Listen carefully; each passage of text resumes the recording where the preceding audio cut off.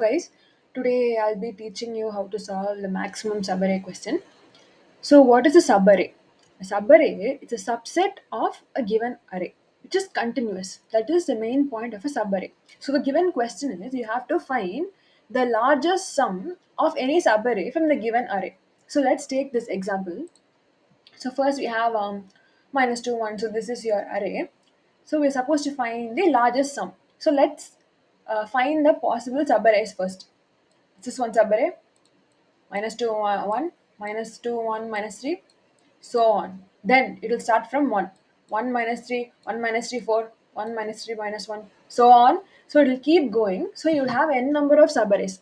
So your point is to find the largest sum of any given subarray. So here the twist is there are negative numbers, right? So sometimes even though some subarray might seem large, the negative numbers cannot contribute. So, in this question, they have found out that 4 minus 2 minus 1, 2 and 1, this forms the largest sum with 6.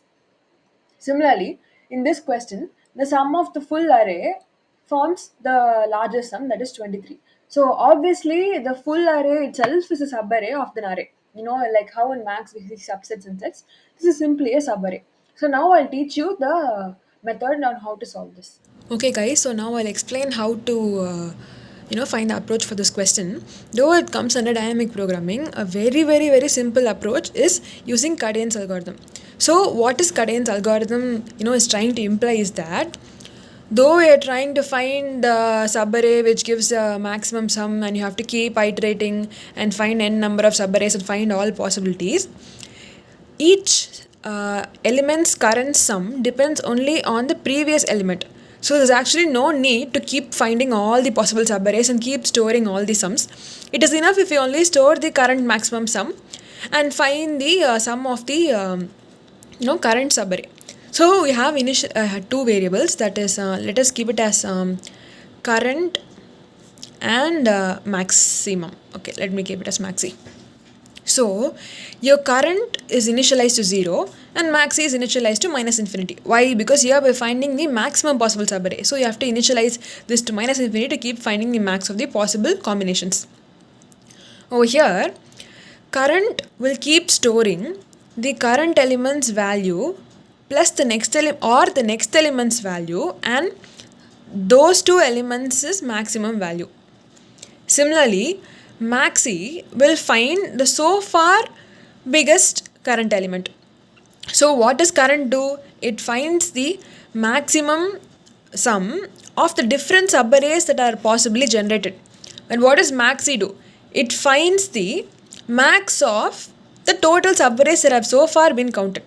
So you only need two variables, current and maxi. So you find the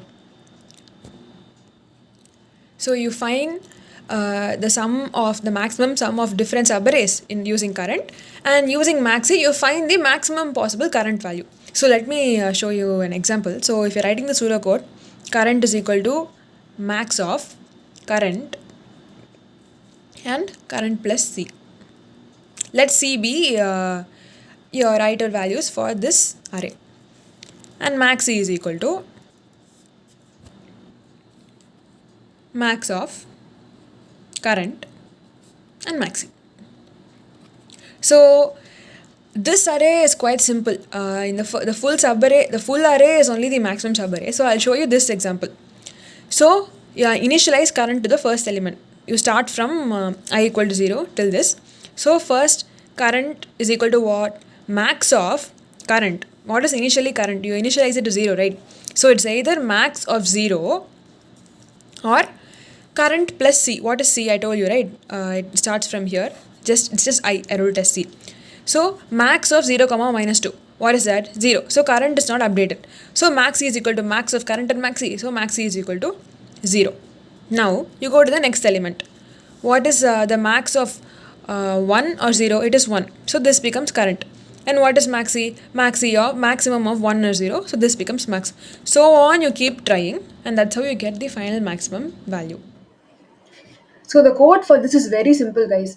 Though it is a dynamic programming sum, instead of using brute force or greedy or tabular or memorization, you can simply use cadence algorithm to find a very simple solution in only two lines. And why are we using this? Because it only depends on the previous element and not on the full subarray itself. I mean the full array itself. So, like I mentioned, first you have a current element which is a current variable which is equal to 0, and here I made it MSF which is equal to infinite, that you can just minus infinity is equivalent. Then you start iterating through the nums vector. What you do, your current variable is equal to the max of either the current position's value in nums, or current plus the current position in the value of the nums. So suppose it's 5, 4, minus 1, 7, 8. So initially current is, suppose here you have a c equal to 1. So c is set here. So current is either equal to maximum of current or maximum of current plus this value. So initially current is equal to 5, right? Because the first element is 5.